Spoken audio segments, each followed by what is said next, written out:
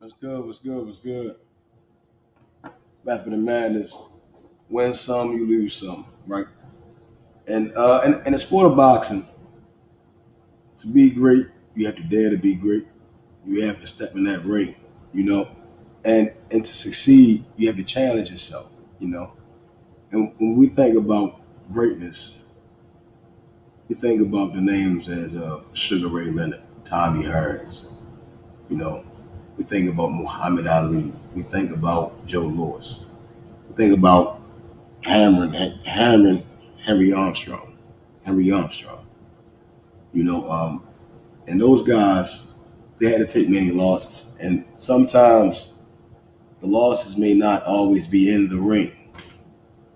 Um, and when all odds are faced with a fighter, it's how they deal with adversity that makes them the champion.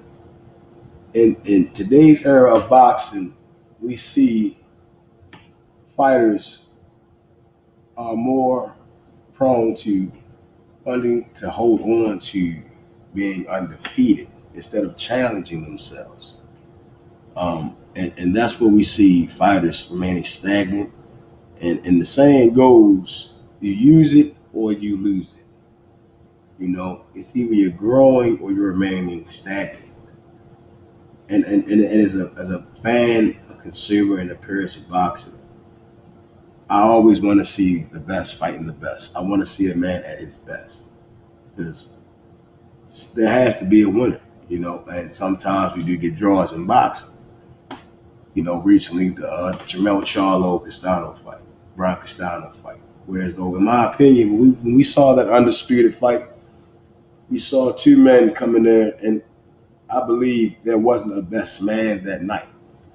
Although I favored Castano in that fight, I did notice that Jamel Charlo, that if he had made subtle changes, possibly within his camp, within his skill set, and added to his game, he would have had a different outcome. And that also can be applied to Brian Castano. In my opinion, if Brian Castano would have came in there with better stamina, the physique, it wasn't that of an undisputed champion. It wasn't that of the man that was daring to be great. Yes, he was in the ring, and I think he learned a lesson when he faced a guy in Jamel Charlo who can end a fight with just one punch. And we saw that in the second round when Brian Castano was hit for left hook. And Jamel got on top of him, chased him. He didn't walk him down, he chased him, and these are the little things, the subtle things that to be great, you have to change, you know. And Jamel Charlo is no stranger to defeat. And in my opinion, I believe he was he was victim of something that can't be changed, losing. Whereas, though, in my opinion, when I saw the fight, I didn't think it was close. I thought he won that unanimously. But it is what it is. He came back and put an end to any doubt. And that's what we want to see in fighters, greatness. Facing adversity. When the mind isn't where the body is. Like I can be in peak top shape, but my mind is elsewhere. And I'm not performing to the best of my abilities. And this is why practice makes perfect. When fighters get in that gym, they have to sit back and think, well, how can I be better? When they're in that ring and adversity strikes, when another fighter is imposing their will, they should be questioning, how can I be better? What can I do different? And we saw this within the likes of Floyd Money Mayweather. When he touched the ring, every second it was, how can I be better? How can I be great? How can I overcome this adversity? Floyd versus Castillo, adversity. Floyd versus Zab Judah, adversity. Floyd versus Maidana, adversity.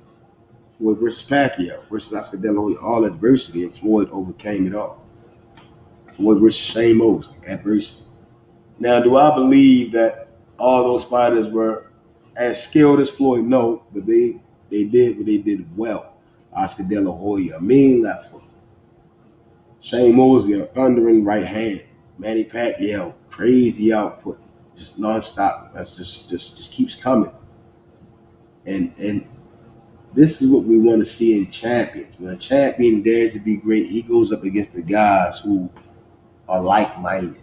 It's there's no facade. There's no question about it. And in today's times, I don't see too many fighters that are as those of the past time.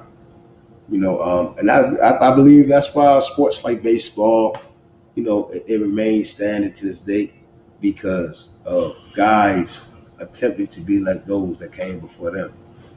And in boxing, it's kind of hard to overcome or just take that step above the likes of a Sugar Ray Robinson, to the likes of a Muhammad Ali, to the likes of a Bernard Hopkins and Marvin Hagler, all time greats, pound for pounds, because those guys they weren't fighting for the same benefits, that those tens and hundreds of millions of dollars. They weren't fighting for that glory, that type of fame. The glory for fighters back then was different.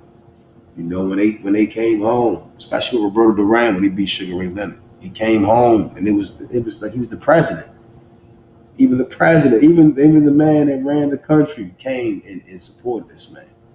It was a way different environment back then, and that essence needs to be brought back into boxing because you win some and you lose some, and that has to be understood. And in life, you're not going to always win, and that's I think that really needs to be grasped in boxing that you're not going to always win, but you have to dare to be great to be among the greats. Henry Armstrong lost a couple of fights when he first started. Bernard Hopkins lost a fight when he started, and he lost a couple within his career. Even in the likes of Manny Pacquiao, he lost a couple of fights in his early stages, but he kept going, and then on his way out, this Manny Pacquiao now is retired, future Hall of Fame. He lost, but you win some and you lose some, and he's won some great fights. It's I think at times us as fans we attach ourselves too much to the fighter and put these guys on pedestals as if they cannot lose, but they're only men. The body can only take but so much damage.